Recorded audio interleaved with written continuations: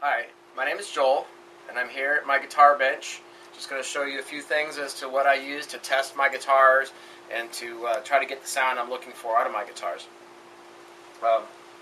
Here we have one of my guitars. This is the, I don't know, I call it the blonde one, but it's becoming a lot more amber color over the years. You can see how the finish is yellowing nicely.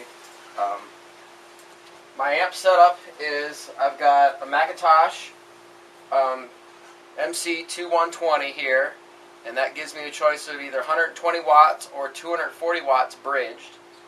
I don't really use this live because it's really heavy and I don't want it to get messed up, and I care about it too much. This Soundtech is what I use live, and it's got 300 watts per side, a lot like the MC2300 that was used, of course, by the Grateful Dead a lot back in the old days, and probably, you know. Anyway, this is a Fender Twin 1973 Fender Twin reverb, and it doesn't have any power section. It's just a preamp, which allows me to basically work on it safely and without worrying about shocking myself, because the voltages for preamps are much less than for power sections of a tube amplifier. As you can see, there's all kinds of custom switches on it. I have a bright knob instead of a bright switch for the main channel. Even though it's plugged in down here, this is the channel that I'm using. I can put the signal through one or both channels at the same time if I want to with this switch. My reverb tank is in here behind this cover, and the Blue Gumbo is my band, of course. This rack contains the GCX switcher, which switches in or out loops that are various loops. First loop here is the Qtron. A lot of people have Mutrons, and those are real good, but they're expensive, and you really got to try hard to find a good one, and even then the maintenance on them is difficult. I've found that with the right guitar and the right amp settings, the Qtron works pretty good for most situations. I'm not touring with the Grateful Dead currently, so or anytime soon for that matter, so I get by just fine with the Qtron.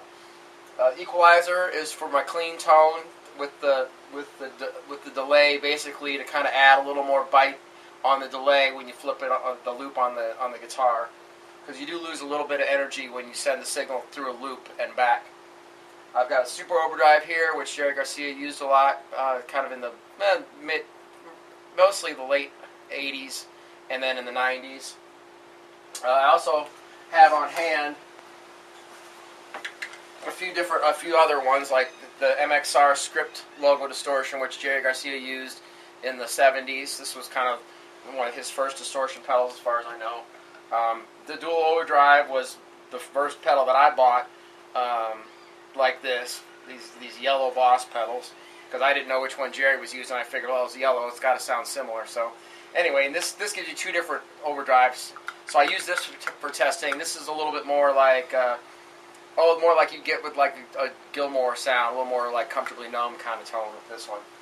And then this one is an overdrive distortion. I like this one for when I take my guitar out and I don't have my rack with me and my rig. I use this one plus a delay pedal, whatever kind of delay pedal I get my hands on, for more simple setups. If I'm just going to sit in with somebody or play through somebody else's amp, I always just keep this one in my gig bag.